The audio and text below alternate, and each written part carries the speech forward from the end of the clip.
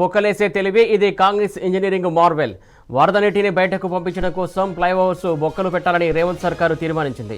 చెత్తా చెదారంతో స్కప్పర్ డ్రైన్ మూసుకుపోవడంతో ఫ్లైఓవర్స్పై వరద నీరు నిలిచిపోతోంది. దీంతో వర్షాలు వచ్చినప్పుడల్లా ట్రాఫిక్ జామ్ ఏర్పడుతోంది. అయితే ఫ్లైఓవర్ మీద వరద కష్టాలతో జనం హైడ్రాపై మండిపడుతున్నారు. స్కప్పర్ డ్రైన్ క్లీన్ చేయకపోవడం వల్లే ఫ్లైఓవర్లపై నీళ్లు నిలుస్తున్నాయంటూ పక్కుమన్నారు. అందుకే హైడ్రా దిద్దుబాటు చర్యలు చేపట్టింది.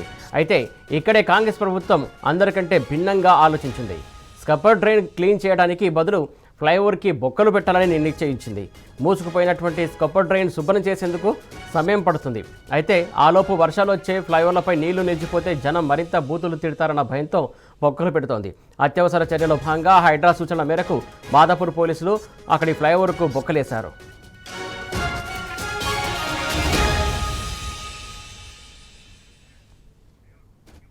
దీనికి సంబంధించి తాజా అప్డేట్స్ మా కరెస్పాండెంట్ కిరణ్ అందిస్తారు. కిరణ్, చెప్పండి.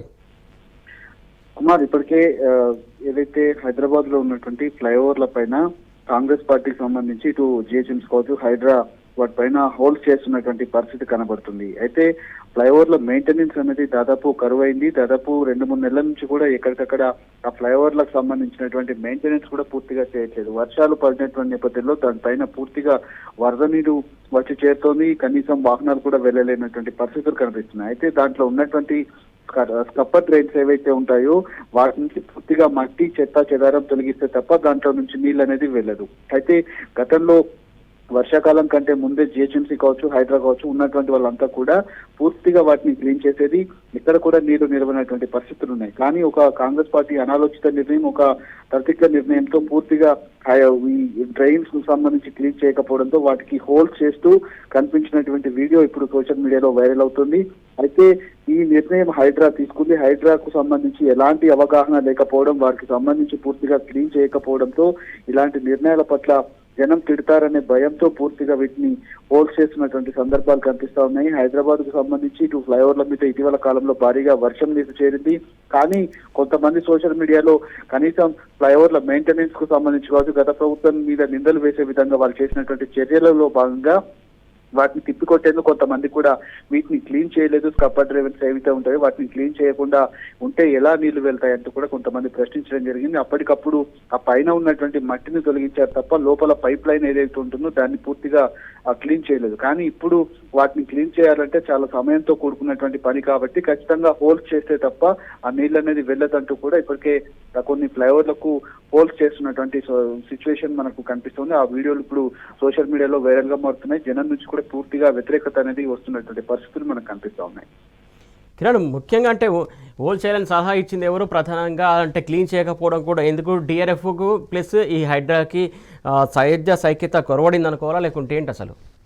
ఖచ్చితంగా. ఎందుకంటే డిఆర్ఎఫ్ గతంలో ఉన్నటువంటి డిఆర్ఎఫ్ కొంత అవగాహనతో ముందుకెళ్ళింది. కానీ ఇప్పుడు హైడ్రా పేరుతో హైడ్రామా నడిపిస్తూ హైరాణ చేస్తున్నటువంటి జిహెచ్ఎంసీకి సంబంధించినటువంటి అధికారులు కావచ్చు, లేదంటే హైడ్రా కమిషనర్ రంగనాథ్ కావచ్చు, కాంగ్రెస్ పార్టీకి సంబంధించినటువంటి ప్రభుత్వ పెద్దలు కూడా దీనిపైన నిర్ణయం తీసుకున్నట్టుగా తెలుస్తుంది. ప్రస్తుతం తక్షణం వాటికి నీళ్లు నిలవకుండా ఉండాలంటే ఏం చేయాలనే దానిపైన ఆలోచించినటువంటి నేపథ్యంలో కొంతమంది ఇంజనీర్లు పైన బొక్కలు పెడితే నీళ్ళు అనేది పూర్తిగా వెళ్ళిపోయేటువంటి అవకాశం ఉంటుందని కూడా. కానీ ఇది ఎంతవరకు సక్సెస్ అవుతుంది?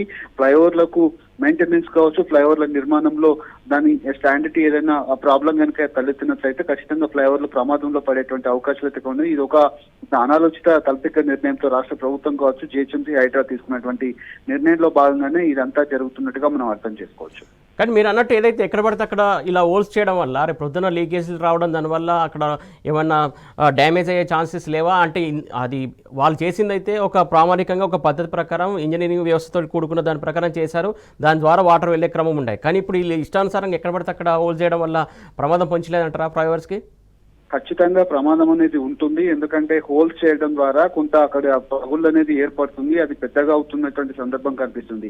ఆ ఇంజనీరింగ్ విభాగంలో పూర్తిగా ఆ ఇంజనీర్లు తీసుకున్నటువంటి నిర్ణయాల ప్రకారమే ఆ ఫ్లైఓవర్ల నిర్మాణం అనేది జరుగుతుంది. ఫ్లైఓవర్ల మీద నీళ్లు నిలవకుండా ఉండేందుకు ఏవైతే స్కప్పర్ డ్రైన్స్ ఏవైతే ఉంటాయో స్కప్పర్ డ్రైన్స్ అనేది దాదాపు 2 ఫీట్ల దూరంలోనే ఒకటి ఉంటుంది. ఖచ్చితంగా దాదాపు ఒక ఫ్లైఓవర్ మీద కనీసం ఒక 50 నుంచి 100 వరకు స్కప్పర్ డ్రైన్స్ ఉంటాయి. వాటిని క్లీన్ అనేది ఖచ్చితంగా ఎండాకాలంలో చేయాల్సి ఉంటుంది. వర్షాకాలంలో రావడంతో పూర్తిగా అందులో మట్టి కూరుకుపోవడంతో పూర్తిగా వాటిని క్లీన్ చేయనటువంటి పరిస్థితులు కనిపించాయి. ఇప్పుడు అది పెద్ద సమస్య వస్తుంది కాబట్టి హోల్స్ చేస్తా ఉన్నారు. ఆ హోల్స్ చేయడం వల్ల పూర్తిగా ఖచ్చితంగా పగుళ్లు ఏర్పడి ఫ్లైఓవర్లకు ఏదైనా ప్రమాదం కనుక జరిగితే గత ప్రభుత్వం మీద నిందలు వేసే విధంగా వీళ్ళ చర్యలు ఉంటాయనుకున్నది మనం ఖచ్చితంగా అర్థం చేసుకోవచ్చు. గతంలో ఇలాంటి నిర్ణయాలు తీసుకోవడం వల్లనే కొంత రాష్ట్ర ప్రభుత్వానికి ఇప్పుడు చెడ్డ పేరు వచ్చేటువంటి పరిస్థితులు మనకు కనిపిస్తుంది. దీనివల్ల ఎంతవరకు సక్సెస్ అవుతారు, దీనివల్ల ఏదైనా ప్రమాదం కనుక తలెత్తితే బాధ్యులు ఎవరనేది మాత్రం మనం పూర్తిగా వేచి చూడాల్సినటువంటి పరిస్థితి కనబడుతుంది. బాధ్యులు ఎవరు 100% ఏదైతే ఈ సలహా తీసుకున్న వాళ్ళు ఎవరు, ఇచ్చిన వాళ్ళు ఎవరో బాధ్యత వహించాల్సిన అవసరం ఉండదంటారా? హైడ్రా ఈ సలహా తీసుకుంది, బాధ్యత కూడా వాళ్ళ క్రమంలోనే వాళ్ళ సమక్షంలోనే జరుగుతుంది కదా. ఇంకా వాళ్ళు తీసుకున్నటువంటి నిర్ణయానికి హైడ్రానే బాధ్యత వహించాల్సి ఉంటుంది. హైడ్రా ఒకవైపు ఇటు ఇండ్లు కూలుస్తూ పూర్తిగా వాళ్ళపైన నెపం నెట్టే విధంగా ఉంటుంది కాబట్టి ఖచ్చితంగా దీనిపైన ఒకవేళ కనుక చర్యలు కనుక తీసుకున్నట్లయితే హైడ్రా పైన తీసుకోవాల్సి ఉంటుంది. ఒకవేళ ఫ్లైఓవర్ల కనుక ప్రమాదాలు జరిగితే దీనిపైన చర్యలు రాష్ట్ర ప్రభుత్వం తీసుకుంటుందా లేదా అనేది మాత్రం మనం వేచి చూడాలి. Right, thank you Kiran.